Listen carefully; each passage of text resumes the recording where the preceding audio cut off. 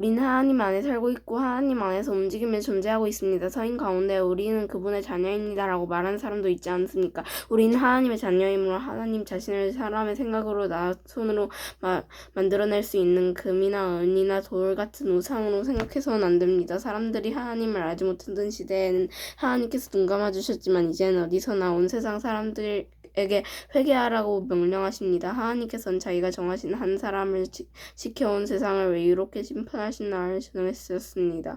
하나님께서는 그를 죽인 자들 가운데 살리심으로 모든 이에게 그 증거를 보이셨습니다. 부활과 관한 이야기를 듣고 비웃는 사람들도 있었지만 이 내용에 관해 나중에 더 듣고 싶다라고 말하는 사람들도 있었습니다. 그리고는 바울을 그들을 떠났습니다. 그때 바울이 전한 말을 믿고 바울을 따르게 된 사람이 몇 사람 있었습니다. 그렇게 믿게 된 사람들 중에는 아레오바고 시외의 의원인 디오누시오와 디마리라는 여자와 그 밖에 몇 사람이 더 있었습니다. 그 뒤에 바울은 아테네를 떠나 고린도로 갔습니다. 그곳에서 바울은 아굴라라는 유대인을 만났습니다. 아굴라는 본도 지방에서 태어났지만 그라우디오가 모든 유대인들에게 로마를 떠나라고 명령했기 때문에 그의 아내 블루스킬라와 함께 얼마 전 이탈리아에서 고린도로 옮겨왔습니다. 바울이 아굴라와 브리스킬라를 찾아갔습니다. 마침 그들의 직업이 같았기 때문에 바울은 그들과 함께 묵으면서 그들과 같이 일했습니다. 천막 만드는 것이 그들의 직업이었습니다. 바울은 안식일마다 회당에서 유대인과 그리스인과 함께 토론을 하면서 그들을 설득하려 했습니다. 실라와 디모데가 마게도니아에서 고린도로 온 이후 바울은 말씀을 전하는 일에만 힘썼습니다. 그는 예수님께서 그리스도이심을 유대인에게 증언했습니다. 그러나 그들은 바울에게 대들며 욕을 했습니다. 그래서 바울은 자기 옷에 먼지를 털며 그들에게 말했습니다. 여러분이 구원받지 못한다면 그것은 여러분의 책임입니다. 나에겐 아무 잘못이 없습니다.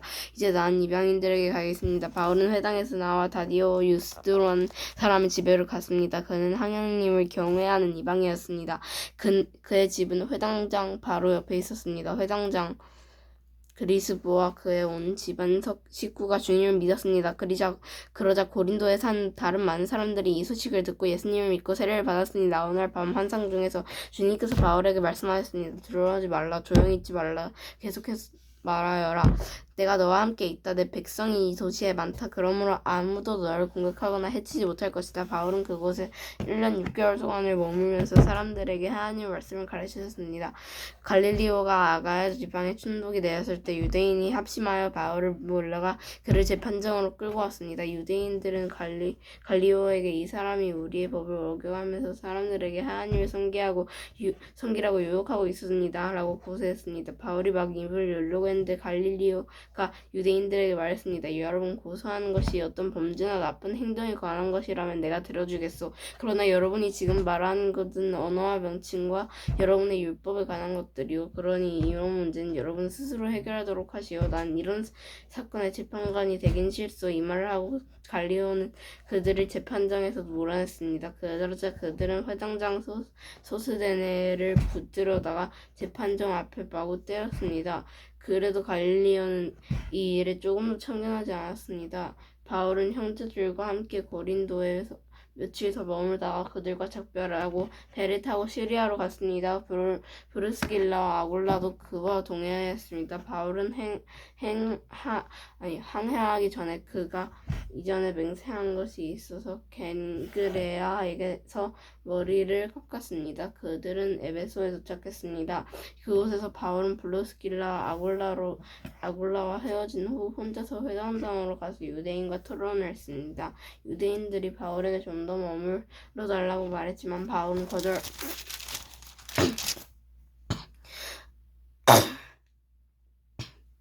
했습니다. 하지만 바울은 그들과 헤어지면서 하나님의 뜻이라면 다시 돌아오겠습니다. 라고 약속했습니다. 그리고 배를 타고 에베소를 떠났습니다. 바울은 갈레사라에 내려와 예루살렘으로 올라가 인사한 뒤 다시 안디옥으로 내려왔습니다. 바울은 한동안 안디옥에 머물러 있다가 그곳을 떠나 갈릴리아와 브루스기아 지방을 두루 다니면서 모든 신자들에게 힘을 북돋워 주었습니다. 아볼로라는 유대인이 에베소에 왔습니다. 그는 알렉산드리아에서 태어났으며 교육을 많이 받았고 성령에 능통한 사람이었습니다. 그는 주님에 관한 도도